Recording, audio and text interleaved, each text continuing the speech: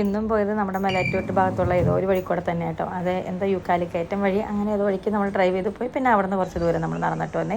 ശരിക്കും നടക്കുന്ന പരിപാടി ഞങ്ങൾക്ക് ഇഷ്ടപ്പെട്ടു കേട്ടോ. കുറേ കാഴ്ചകൾ കാണാം, പിന്നെ നമ്മൾ കുറേ വിശേഷങ്ങൾ പറയും.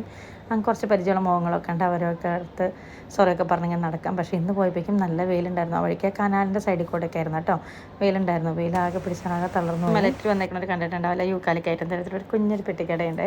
ഭയങ്കര ആംബിയൻസ് ആയിട്ട് അവിടെ നിന്ന് ചായയൊക്കെ കുടിച്ചിട്ട് ഞങ്ങൾ നേരെ വീട്ടിലേക്ക് വന്നു.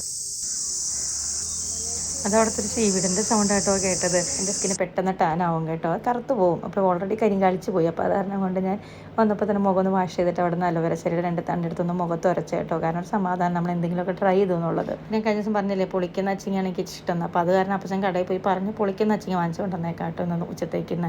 അപ്പോൾ ഞങ്ങൾ രണ്ടുപേരും കൂടെ കഥയൊക്കെ പറഞ്ഞാൽ അത് നന്നാക്കിക്കൊണ്ടിരിക്കുകയാണ്. ഓക്കെ, ഓൾറെഡി രാവിലത്തേക്ക് ബ്രേക്ക്ഫാസ്റ്റിന് കൂടുതൽ അപ്പം അരിഞ്ഞ് വെച്ചിട്ടുണ്ടായിരുന്നു കേട്ടോ, അതൊന്ന് വളർത്തിയാൽ മതി. അപ്പോൾ ചപ്പാത്തിയും മുട്ട ബുർജിയും ഈ കോവയ്ക്കാണ് കേട്ടോ നമ്മുടെ രാവിലത്തെ ബ്രേക്ക്ഫാസ്റ്റ് മെനു. തലേ ദിവസം അപ്പച്ചൻ ചോദിക്കുന്നത് പച്ചക്കറി രാവിലത്തേക്ക് ഉച്ചത്തേക്കും വേണ്ടേന്ന്.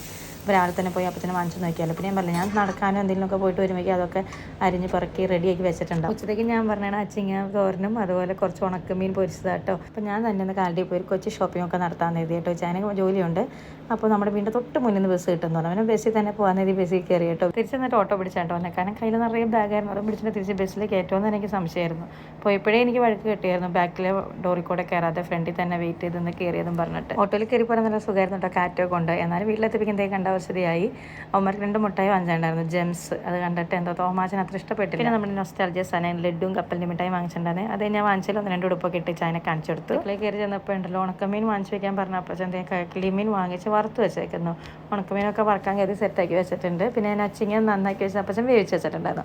അപ്പോൾ അതൊന്ന് വലത്തെടുക്കുക, ആ ഉണക്കമീനൊന്ന് വറക്കുക. പിന്നെ ഇഷ്ടംപോലെ കറിയിലേക്കും പച്ചമോരും ഉണക്കമീനൊക്കെ കൂടി കൂട്ടി ഉശാലായിട്ട് ഞങ്ങൾ ചോറുണ്ട്. ഉണക്കമീനും ഇതുപോലെ പച്ചമോരും അച്ചിങ്ങ തോരനെ കൂട്ടി ചോറിന് എനിക്ക് ഭയങ്കര ഇഷ്ടമായിരുന്നു. പക്ഷേ ഉണക്കമീൻ ഭയങ്കര ഉപ്പായിരുന്നു കേട്ടോ. കിളിമീൻ നല്ല ടേസ്റ്റ് ഉണ്ടായിരുന്നു.